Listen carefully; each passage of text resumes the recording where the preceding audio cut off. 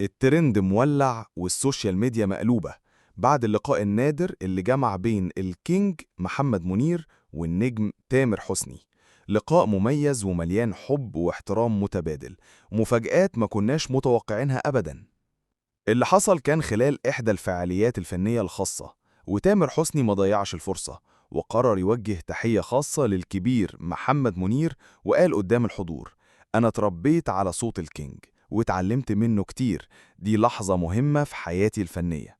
أما محمد منير فكان رده فيه كاريزما وعفوية: أنا بفتخر بأي فنان مصري ناجح، وتامر فنان مجتهد ومحبوب.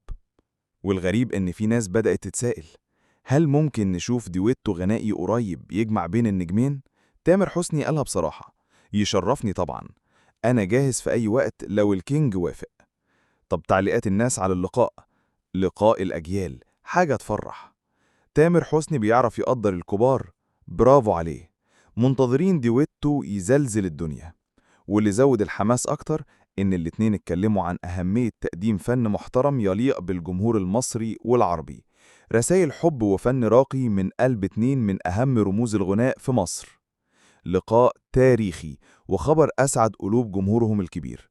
قولوا لنا في التعليقات، تحبوا تشوفوا دويتو بين تامر حسني ومحمد منير؟ ولو حصل يكون عن إيه؟ حب، وطن، ولا حاجة تانية؟ مستنين رأيكم.